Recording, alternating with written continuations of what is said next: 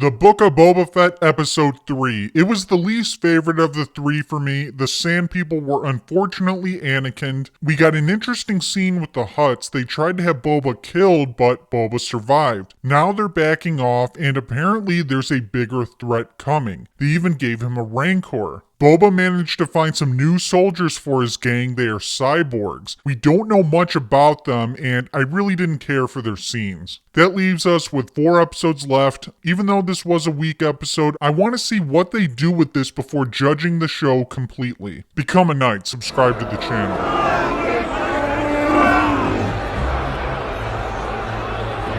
I want the Melvin! You can't handle the Melvin.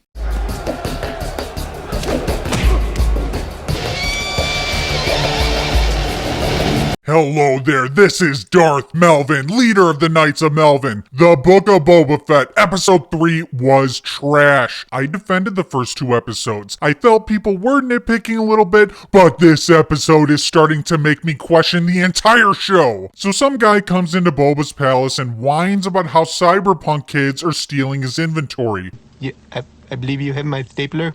He offers Boba some extra money to take care of them.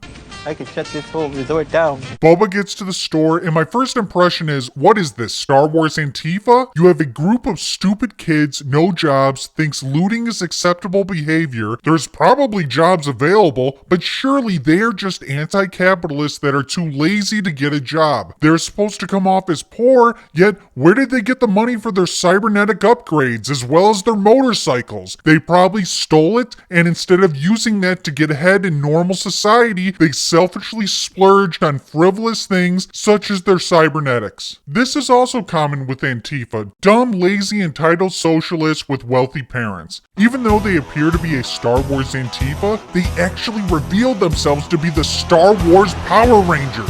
It's Morphin time! Ugh!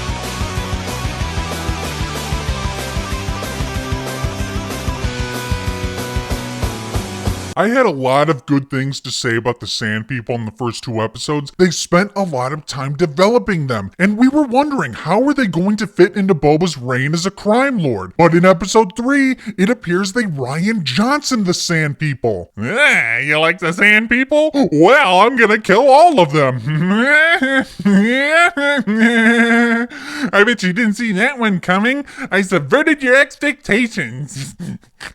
And really, it's all Boba's fault. They embraced an outsider, and all he did was bring problems. But that's typical SJW behavior from the Sand People, always blaming someone else. They are usually the ones to start shit, then when the others respond, they play the victim. Like the Power Rangers in this episode, the Sand People are also anti-capitalism and allergic to working. With all the times they've been murdered, I think it's finally time to stop being socialists, leave the deserts, become a part of the Tatooine economy, and get a job. Why don't they start a business? I'm sure they can get funding from a smart guy like Elon Musk and start mass producing their potent Sand People drugs. That shit would make bank. You can call the company Sand X. Hell, get the real Elon Musk for the show. It's not like Disney actually respects Star Wars lore. Boba awakes from his flashback and is back to tank. Black Chrysanthemum is there and he wants to kill Boba. Some people didn't like the first 2 episodes, so one of the solutions was to have Boba fight in his underwear. Star Wars fans really want to see that. Boba easily should have died, but he didn't. Must be the powerful underwear. Is that Hanes?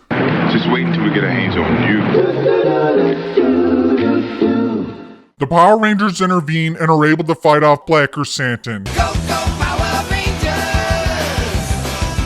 The Hutts who sent Black Chrysanthemum end up giving Boba a Rancor. Boba takes a liking to it and wants to ride it. The episode ends with possibly the worst chase scene in Star Wars history. There's a lot of shit going down, and this episode just kind of makes me not care. One of the things I was wondering while watching this episode is, what does Boba do all day? Does he just sit on that chair all day? Fennec just stands there. Does she just stand there all day too? My name is Boba.